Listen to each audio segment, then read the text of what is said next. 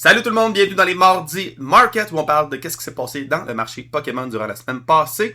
On commence avec PSA Grading qui ont annoncé qu'ils allaient augmenter leur prix de soumission des cartes. Donc, ils ont dit de faire ça parce qu'ils voulaient améliorer le trafic, le turnaround time. Ben, honnêtement, c'est juste une raison pour faire plus de cash parce que ça va rien changer. Donc, ce que ça a changé en fait, là, ça c'est les prix en US. En canadien, on est passé de 32$ à 35$ canadien. Donc, c'est ça qui s'est passé. Donc, c'est 3$ de plus pour du value bulk, donc pour le value.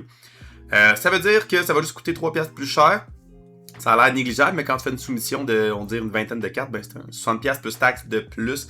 C'est pas à négliger. Fait que ça va peut-être faire en sorte que vous allez penser deux fois avant de faire des soumissions pour des cartes de merde, là, genre des cartes là, genre... Si vous faites grader, mettons ça, là.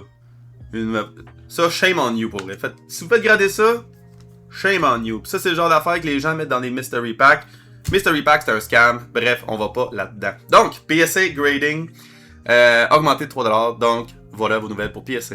Ensuite, autre nouvelle, on a eu les premières illustrations du First Partner Collection. Donc, les premières cartes qui ont rapport un peu avec le 30e anniversaire de Pokémon. Et honnêtement... c'est pas décevant, donc c'est des très belles cartes. Honnêtement, les starters de la First Gen en haut, la Fourth Gen dans le milieu et la Gen 7 en bas complètement. Tout se relie ensemble un peu comme dans Crown Zenith. Pour vrai, ces cartes-là sont très belles. Ça ferait un bon binder, une bonne page de binder. Je pense qu'ils ont très bien réussi. Tout est coloré, tout se rattache. Puis c'est vraiment un style unique aussi qu'on n'a pas vu beaucoup. On dirait qu'il y a genre des petits jouets un peu partout et tout, donc... c'est vraiment des starters, ça nous rappelle, c'est le début, c'est là que t'es un bambin, que tu joues. Moi, je pense que c'est très bien réalisé, très bien fait, puis c'est déjà un bon début pour le 30e. Puis l'autre chose qu'ils ont annoncé aussi, c'est cette carte-là, donc la Bulbasaur Charmander Squirtle GX Tag Team. C'est pas la version finale, ça, mais ça a été officiellement annoncé par l'illustrateur, Kuliko, qui a dit qu'elle allait avoir une carte dans ce style-là. C'est peut-être pas nécessairement la version finale, mais ça va être un peu dans ce style-là. Honnêtement, tu bring back la première génération, le premier choix que tu avais à faire dans ta vie dans le Pokémon. Quel premier starter tu veux choisir? Je pense que c'est une excellente idée. Est-ce que ça va faire en sorte que les cartes du Tag Team vont monter durant la semaine? Ça va être à suivre, parce que ça fait longtemps qu'ils n'ont pas monté le Tag Team. Donc ça baisse pas, mais ça monte pas. Ça reste stable depuis un bon petit bout. Puis ce genre de carte qui bouge pas beaucoup dans les shows. Le Tag Team, présentement... ça reste dans mon inventaire, je suis pas inquiet. Il va y avoir un gros up à m'amener, c'est clair, c'est des belles cartes. Donc, peut-être que ça va ramener le tag team, qui sait. Ensuite, on ne s'éternisera pas sur Ascended Hero, parce que c'est beaucoup trop tôt pour mettre un prix sur des cartes, mais la Mega Gengar a droppé de 100 $. Donc, elle se rapproche du 1000$ tranquillement, pas vite. Pour vrai, elle va dropper en bas du 1000$, c'est clair. Mais ça va être un peu dans le même style que la Charizard dans ma tête, là. Pikachu aussi a droppé un tout petit peu, donc un 8% présentement. L'autre Pikachu aussi a augmenté, mais pas mal plus, donc de 25%. Honnêtement, je peux comprendre. Moi, personnellement, les Terra, c'est moins mon style. J'aime pas mal plus cette Pikachu-là que cette Pikachu-là. Donc, un autre drop pour cela. Puis la seule qui a augmenté, en fait, c'est la Mega Dragonite. Donc, une petite augmentation de 100$. Honnêtement, c'est juste des ventes. C'est trop tôt pour mettre un prix sur des cartes présentement. Si vous allez au show puis que vous essayez de vendre du Ascended Hero, je pense que c'est très, très difficile. Bonne chance. Ensuite, je vais juste en parler rapidement parce que la Mega Charizard a continué d'être stable. Donc, il n'y a pas de grosse annonce de reprint qui a été annoncée pour le Phantasmoflame avant peut-être un bon 3 mois. Donc, ça fait en sorte que la carte elle a pumpé. Et puis, elle est encore stable à 850, toujours constant. Par contre, la Booster Box est montée à du 400$. Donc, déjà une augmentation pour la Phantasmoflame. Elle a droppé à combien? Elle a droppé en bas de 300, ouais, en 290. Donc, quand que tout ça est arrivé et on pensait que le seal allait moins bien faire, ben voilà, elle est déjà retournée dans les 400, qui va probablement elle va probablement dépasser son all-time high pas mal plus tard dans l'année. Là. Donc, je pense pas qu'elle devrait monter à du 450. En même temps, qui sait. Semaine passée, on a parlé du Destined Rival, la Booster Box. Ben là, c'est la Pokémon Center qui a fait une petite augmentation. Donc, elle est rendue pratiquement à du 500$. Donc, la Booster Box qui est montée à du 750 environ, présentement. Ce qui est respectable à cause qu'il n'y a pas d'annonce de reprint de Booster Box. Puis la Pokémon Center, c'est un produit exclusif. C'est un produit qui il va probablement avoir un autre drop un jour de ça. Mais un peu comme le Prismatic, il y a une coupe de drop, mais c'est impossible. Impossible à avoir. Donc, est-ce qu'on va revoir bientôt un petit regain des Pokémon Center? Parce qu'il y a eu un gros hype à m'amener. Puis là, on commence à fade down un tout petit peu. Ça reste des produits exclusifs, ça reste du seal, ça reste des produits qui vont pas nécessairement énormément dropper en valeur. Puis on dit que la Elite Trainer Box monte, ben clairement que la promo à l'intérieur, elle doit suivre, hein? Non. Ensuite, on va avec le Crown Zenith qui monte aussi très très graduellement, mais très constant. Donc, vous voyez présentement les bundles qui sont rendus à du 200$, donc montent très constamment depuis décembre, ça. Les produits scellés qui sont de plus en plus difficiles à avoir. Je parlerai pas des cartes à l'unité parce que pour elles, les cartes ne suivent pas la tendance du scellé. Le scellé est plus rare, les cartes à l'unité sont encore sur le marché beaucoup, mais les produits scellés, ça fait de plus en plus rare. Même chose pour la Elite Trainer Box ici, qui est rendue à du 340, qui a atteint son all-time high. Félicitations. La Elite Trainer Box de Crown Zenith, pour vrai, ça va être un bon set. Crown Zenith, c'est un très bon set. Et les produits scellés se font de plus en plus rares. Donc, c'est pas mal un des derniers moments pour acheter ça. Il ne devrait pas avoir de gros up des gros up de spikes. Il n'y a pas grand chose qui vont annoncer, d'après moi, qui va faire en sorte que ça va monter de 200%. Mais je pense que moins il y en a sur le marché, je pense que ça va monter graduellement. Puis la Pokémon Center, elle n'a pas son all-time high, mais elle est encore en train de monter tranquillement, pas vite. Elle était à du 550, il n'y a pas si longtemps que ça ici. Là, elle était à du 600-ish proche. Elle monte, mais la Elite Trainer Box suit un peu plus. Donc, moi, je pense que le produit Pokémon Center est vraiment pour les collectionneurs de seal. Et un produit qui est exclusif. Donc, moi, c'est un must dans ma collection. Ça bouge pas. C'est pas quelque chose que je vais revendre. C'est quelque chose. Crown Zenith, c'est le meilleur set de tous les temps. Dans ma tête, c'est le set qui a été le plus le fun à ouvrir. Puis, c'est quelque chose que je vais garder pour la PC pour un bon petit bout.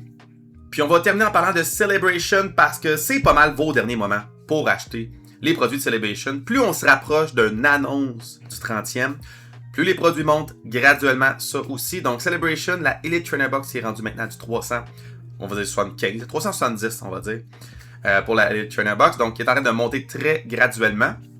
Pas mal plus rare de trouver ces produits-là aussi sur nos tablettes. C'est pas mal quelque chose qui est pas très logique de rip. Donc, si vous trouvez les Elite Trainer Box, gardez-les scellés. C'est la décision la plus brillante présentement pour faire. Puis la Pokémon Center aussi monte un peu tranquillement, pas vite, donc rendu de 550 versus 500 en décembre. Mais pas 450 en décembre, donc elle monte, écoute, très graduellement. Le produit scellé de Celebration va être de plus en plus rare. Puis je pense que les Elite Trainer Box, c'est les deux choix, les deux meilleurs choix à garder scellés. C'est les deux boîtes qui sont les plus belles à garder scellées. Et c'est clair que les autres produits montent un peu, tranquillement, pas vite. Mais si vous trouvez des des Elite Trainer Box, allez-y. Par contre, comparativement au Crown Zenith, ben le Celebration, les cartes montent aussi tranquillement, pas vite. La Charizard qui fait une ressurgence qui est rendue à du proche de 250 présentement, alors qu'en décembre passé, elle était à du 150, ce qui est incroyable. Donc c'est 100$ de plus à cause qu'on se rapproche d'une annonce, à cause que ça monte tranquillement, pas vite.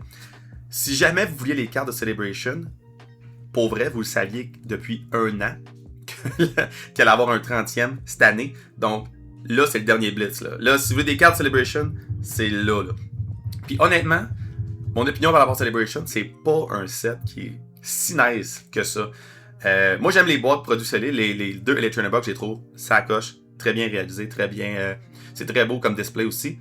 Par contre, des cartes à l'unité, c'est des reprints encore et encore. La Charizard en reprint qui a été reprinté tellement de fois dans sa vie, peu importe. Classic Collection, Legendary Collection, je veux dire, cette image-là de Charizard, tu la vois tout le temps. Puis peu importe comment c'est iconique, c'est des reprints. Puis là, quand tu as un petit peu d'années, des reprints.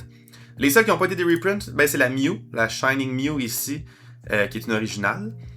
Puis pour vrai, elle aussi est en train de remonter un tout petit peu, donc à 70$ présentement. Son all-time high est à 80-ish. Puis je serais pas surpris de l'avoir réatteindre ça bientôt, quand il va y avoir une annonce, ça c'est clair. Puis la seule reprint que j'aime, ben moi c'est la Umbreon Gold Star, parce que c'est un des produits les plus rares dans le Pokémon. La vraie Gold Star, dans les Pop série 5, les packs Pop série 5, pour vrai, si vous achetez ça et que vous ouvrez ça, vous êtes débile mental. Il y a genre 3 cartes dedans. La chance d'avoir une Gold Star était tellement mince, mais c'est un des produits les plus rares qu'il y a dans le Pokémon. Puis le fait d'avoir un reprint de ça, ben, ça fait en sorte que c'est un peu plus accessible. Je trouve que la carte est belle. Gold Star, c'est C'est le seul reprint pour vrai de toute la Celebration que je trouve nice. Puis mon what the fuck du mardi, ben écoute, mon vrai what the fuck, ça va être la page précédente, là, vous allez voir. Mais j'ai voulu cliquer sur qu'est-ce que je voulais montrer, puis ça m'amène à la Charizard EX de Paradox Rift, 204 au 182, à 14$. Et c'est l'image d'une Gold Star. Puis à 643. J'ai cliqué sur la carte que je voulais vous montrer, puis ça m'a amené là. Donc, ça pour vrai, je sais pas ce qui se passe. C'est mon gros what the fuck du mardi. Mais mon vrai what the fuck, ça a été elle, la Pikachu ici. Je peux-tu zoomer? Oh! Fait que c'est la Pikachu promo ici de numéro 229 de Black and White promo. On va dézoomer une chose. Oh! Puis mon what the fuck, en fait, c'est juste qu'elle a augmenté de 112%. Donc, il y a eu une vente à 1000$ de plus. Puis là, si je clique là-dessus... Oh! Ok, là, c'est bon, je suis là. Ok. Fait que, vous voyez, il y a eu une grosse vente qui s'est passée de 1000$ de plus de qu'est-ce qu'elle valait. C'est une carte qui est extrêmement rare à trouver. Et c'est ça qui va se passer avec des promos. Des promos japonaises dans ce style-là. Mettons, avant 2020, on va dire, les cartes sont extrêmement rares. Donc, il y a des ups de prix une fois de même, constamment. Puis là, tu vois, là, ça va définir les nouvelles standards. C'est rendu qu'un 2000 raw. Puis pour vrai, il risque d'avoir d'autres ventes encore plus chères que ça, éventuellement. Mais quand les cartes sont rares, vous avez un peu plus le monopole. Puis qu'il y a une augmentation de 1000$, honnêtement, c'est juste valable. C'est juste correct. Puis vous pouvez rien faire parce qu'il n'y a pas d'autres cartes sur le marché. Donc c'était mon gros what the fuck du mardi.